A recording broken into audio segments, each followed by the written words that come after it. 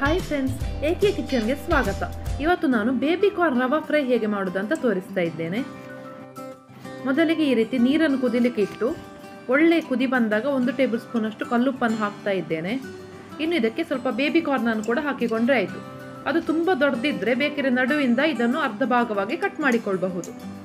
ಕೆಲವರು ಇದನ್ನು ಡೈರೆಕ್ಟ್ ಆಗಿ ಕೂಡ ಯೂಸ್ ಮಾಡ್ತಾ ಇದ್ದಾರೆ. ನಾನಿಲ್ಲಿ 5 ನಿಮಿಷ ಇದನ್ನು ಬೇಯಿಸಿ ತೆಗೊಳ್ತಾ ಇದ್ದೇನೆ. ಈ ರೀತಿ ಬೇಬಿ ಕಾರ್ನನ್ನು ಹಾಕಿ ಒಂದು 5 ನಿಮಿಷ ಹಾಗೆ ಬಿಡಬೇಕು.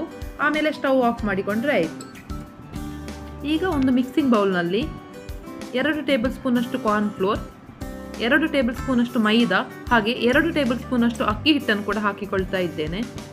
1 ಟೇಬಲ್ ಸ್ಪೂನ್ ಅಷ್ಟು ಗರಂ ಮಸಾಲೆ, ರುಚಿಗೆ ತಕ್ಕಷ್ಟು ಉಪ್ಪು, ಅರ್ಧ ಟೀ ಸ್ಪೂನ್ ಅಷ್ಟು ಅರಶಿನ ಹುಡಿ, ಖಾರಕ್ಕೆ 1 ಟೀ ಸ್ಪೂನ್ ಅಷ್ಟು ಖಾರದ ಹುಡಿ, ಸ್ವಲ್ಪ ಜೀರಿಗೆ, ಅರ್ಧ ಸ್ಪೂನ್ ಅಷ್ಟು ಓಮ,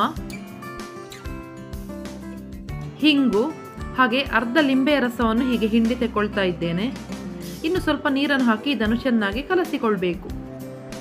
ಕೆಲವರು ಇದಕ್ಕೆ ಸ್ವಲ್ಪ ಕಡಲೆ ಹಿಟ್ಟನ್ನು ಕೂಡ ಹಾಕ್ತಾರೆ.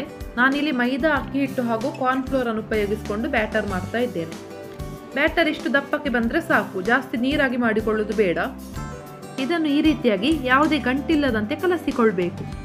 ಈ ರೀತಿ ಬ್ಯಾಟರ್ ರೆಡಿ ಆದಾಗ ಆಗಲೇ ಬೇಯಿಸಿಟ್ಟ ಬೇಬಿ ಕಾರ್ನ್ ಇದಕ್ಕೆ ಹಾಕಿ ಚೆನ್ನಾಗಿ ಈ ರೀತಿ ಮಿಕ್ಸ್ ಮಾಡಿಕೊಳ್ಬೇಕು.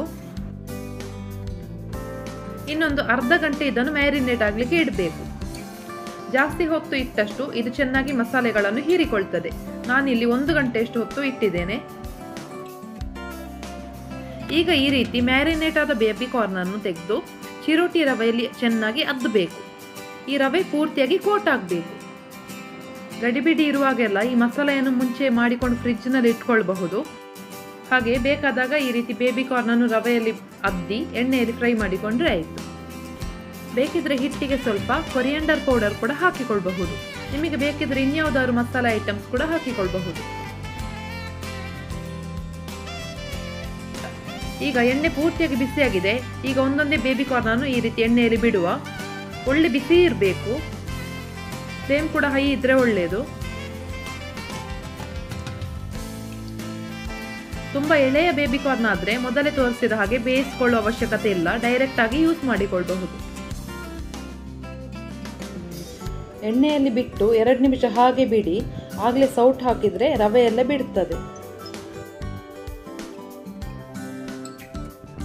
ಈ ರೀತಿ ಇದು ಗೋಲ್ಡನ್ ಬ್ರೌನ್ ಬಣ್ಣ ಬರುವ ತನಕ ಫ್ರೈ ಮಾಡಿಕೊಳ್ಬೇಕು. ಈಗ ಇದು ಪೂರ್ತಿಯಾಗಿ ಫ್ರೈ ಆಗಿದೆ. ಎಣ್ಣೆಯಿಂದ ತೆಗೆಯುವ. ಬಿಸಿ ಬಿಸಿ ಬೇಬಿ ಕಾರ್ನ್ ರವಾ ಫ್ರೈ ಸವಿಯಲು ಸಿದ್ಧ. ಇದನ್ನು ಬಿಸಿ ಇರುವಾಗಲೇ ಸರ್ವ್ ಮಾಡಿ. ಈ ವಿಡಿಯೋ ನಿಮಗೆ ಇಷ್ಟ ಆಗಿದ್ದಲ್ಲಿ ಲೈಕ್, ಶೇರ್ ಹಾಗೂ ಸಬ್ಸ್ಕ್ರೈಬ್ ಮಾಡಲು ಮರಿಬೇಡಿ. Thank you.